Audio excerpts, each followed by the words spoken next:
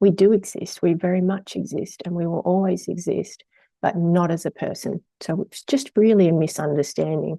So then why is it so confronting to see? Why is it so terrifying to see that I don't exist here as a person? One of the greatest fears that we experience during the awakening process is the fear that I don't exist. And this can be quite terrifying. And it's quite an interesting fear because it is true that you don't exist as a person. That's what awakening is all about.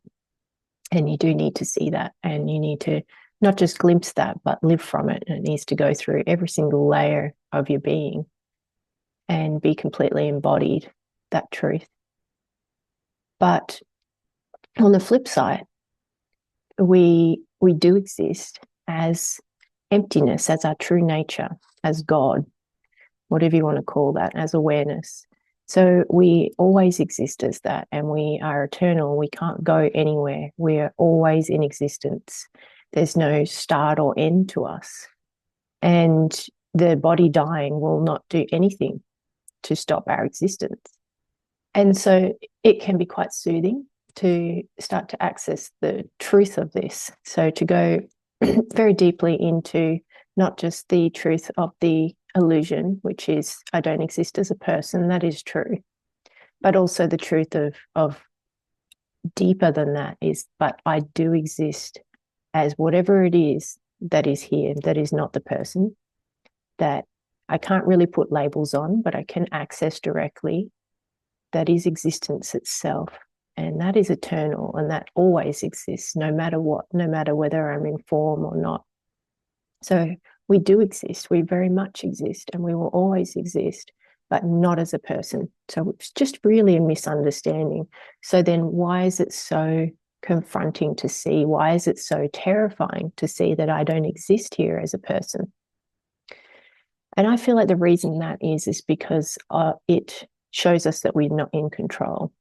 And I think that's actually scarier when we start to tap into it than the fear of I don't exist as a person, is that I'm not in control.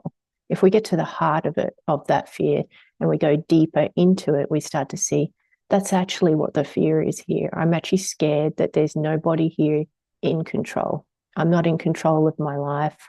I can't choose what happens. I can't control other people.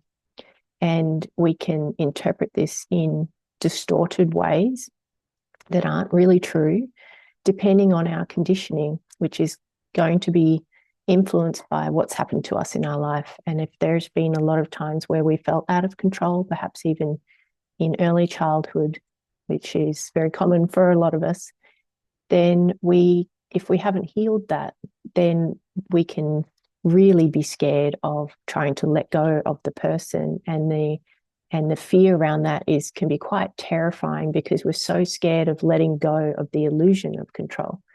So we never had control. Nothing's changing. So it's the person's not disappearing. The person was never there. We're just seeing the truth of it. And with that, we never had control. And on top of that, if we are letting go of the illusion that there's no person here, and why that's challenging is because then we feel like, well, there's no one in control here. So I'm interpreting that as the world is chaotic, and also that I won't get what I want. And this is the egoic, fixations, the ideas that we have a future, and that we want it to be a certain way. And we had all these ideas about how we wanted life to go. And we're not wanting to put that down, which is understandable, but it's also illusory. And so with awakening, we're shown there is no future. That's not true. You don't know what will happen. You have no idea. We don't know if the planet will be here in the next second. We truly don't know. We're assuming it is. And we can even make plans for the future. We can. But we really don't know whether there will be a future moment and what's going to happen and what life is going to look like and how things will turn out. We really don't know.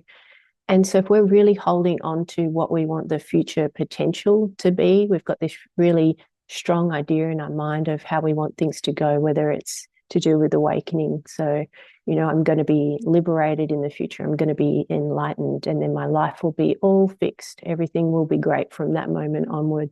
We create all ideas about what awakening will be like, and how it will change our life, and how everything will be great after that. And all the other things, when I get a relationship, or I have a child, or I get this job, or whatever it is, then everything will be okay. And this soothes us from the dissatisfaction that we feel in the present moment. It really serves a purpose in helping us to feel better. And we've used it for that purpose in life without knowing it, to cope through difficult times and to feel better. So it's understandable why we wouldn't want to put that down, but awakening shows us that's illusory. You don't know what will happen in the future. And so if you're trying to put down, you're seeing, okay, there really is no person here. It's not only pushing up on that illusion of control that is so scary to let go of because of what I spoke about before, but it's also saying you have to put down your future ideas as well. And it's not to say, we can also then sort of have black and white thinking of, well, does that mean it's going to be terrible? And it's like, no, it's unknown. That's the point. It's unknown. The awakening path is unknown. What it's going to be like when you're awake, that's unknown. Whether you have a future, that's unknown. And the same goes for everybody that you know. We never know when our time is up. We really don't know what the future holds. We truly don't. And all these ideas we have about that are strategies to make us feel better and avoid facing how bad we feel in the present moment. And so instead, if we can just start to face, well, how do I actually feel right now? Then we can stop creating the future ideas that are leading us to keep that strategy in place.